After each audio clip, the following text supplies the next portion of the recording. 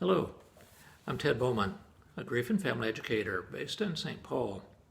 I'm pleased to meet with you in cooperation with the South Washington County Schools. This will be a shorter version of a planned community education program that I was to do with the county. I want to talk with you about finding the balance between living with losses and coping with and healing with hope. I'll address both what we might call personal losses, someone in your family or circle getting a diagnosis with a medical or a mental health condition, changing a school or a household, losing a job, and even death itself. These are all conspicuous losses, personal losses, but I'll also include some attention today to COVID-19 and its impact on you, your family, our state, and the world.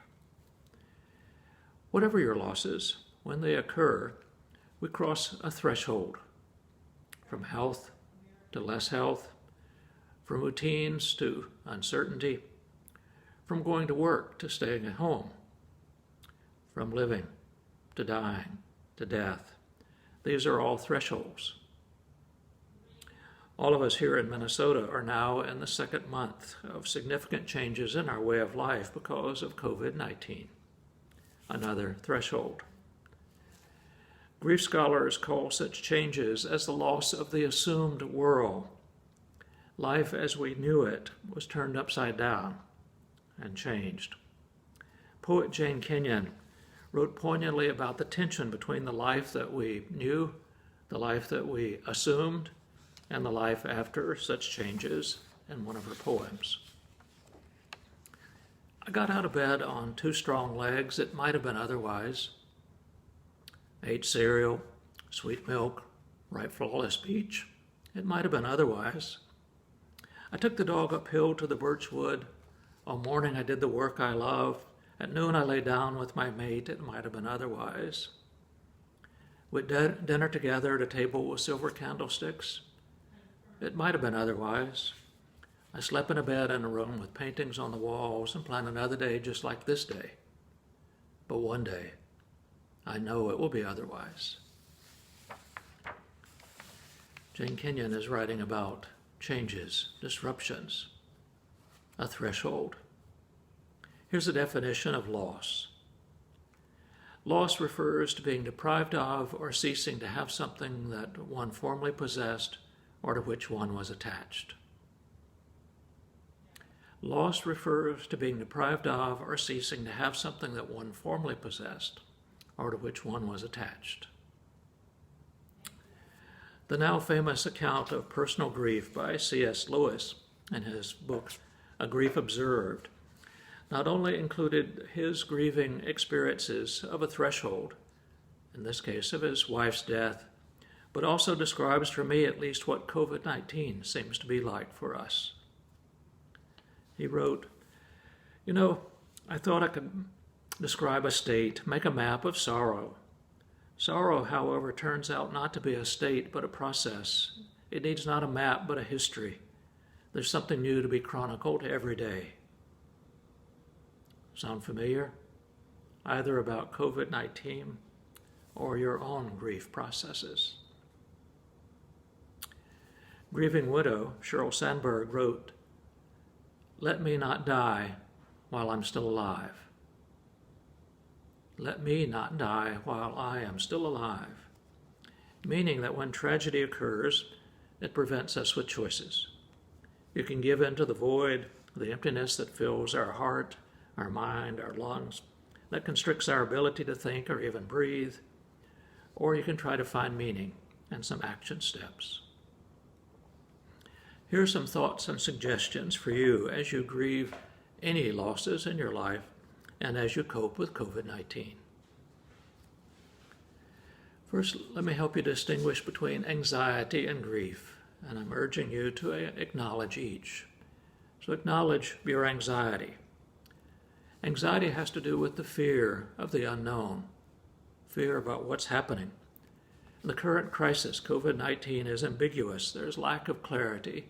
We don't know how long this is going to last. Who in our circle of Cottage Grove or St. Paul, Minnesota, who will be next? and transpiring and getting the disease and passing it on. Would urge you to separate your anxiety from your grieving. As I said, anxiety is about fear and uncertainty. Grief is about loss. Honor each. Schedule worrying. That may sound counterintuitive, but setting limits can help or reframe our worrying. Here's a poem from Mary Oliver as she began to reframe her own worrying. I worried a lot. Will the garden grow? Will the rivers flow in the right direction? Will the earth turn as it was taught? And if not, how shall I correct it? Was I right? Was I wrong? Will I be forgiven? Can I do this better? Will I ever be able to sing?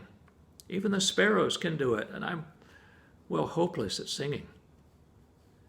Is my eyesight fading, or am I just imagining it? Am I going to get rheumatism, lockjaw, dementia? Finally, I saw that worrying has come to nothing and gave it up, and took my old body and went out this morning and sang.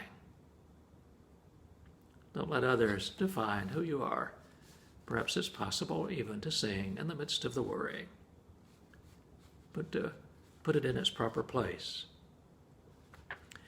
With regards to grieving, I would urge you to, and even the quarantine that we're on right now, to set some rituals, schedule some specific activities, take charge of what you can.